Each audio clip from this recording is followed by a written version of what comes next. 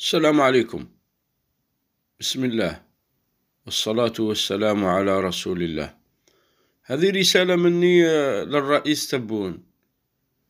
درت قانون نتايا سميت فيه الفساد والجرائم نتاع العصابة بالأخطاء الإدارية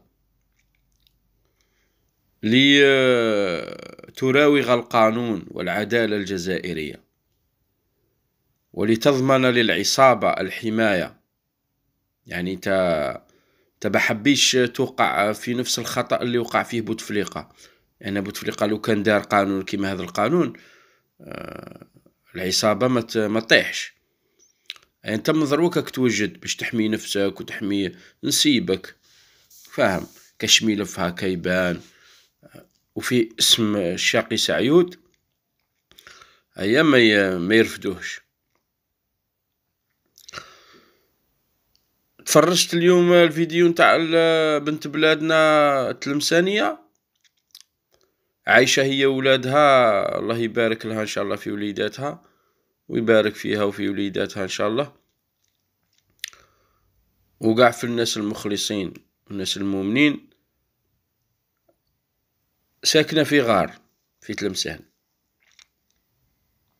تلمسان اللي كانت بكري مركز الحكم في الجزائر، بكري حضارة على بالك.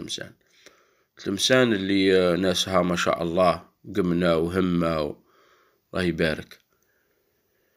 ساكنة في غار. أيوة، وانت بالطبع تحمي العصابة، أخطاء إدارية. وأنا مانيش نستغل الحالة نتاع الأخت الكريمة بنت بلادي، ولكن احنا رانا نجيبوا الأدلة، رانا نشوف هذاك دليل على البيروقراطية، دليل على الفساد. فأنت حميتهم، قلت لهم. يقول لك كان تروح عنده يقول لك لا لا والله ما على بالي، أنا جيتيني بالعطا هكا، جيتيني الوالي يخرج لها، جيتيني اتصلتي تقول له درت لك براي، لا والله ما وصلتني. أي يروح يعاير هذيك الموظفة، يا البرية جات وما قلتيناش سكسي كوا كيس سوا. ايوا الفر شويه فرونسي هكا يا الخلايع.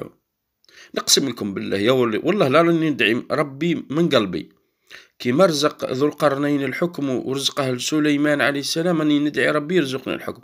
والله لا نحرقكم ونذركم في البحر، والله اللي خلق السماوات والارض قبور وما يوليش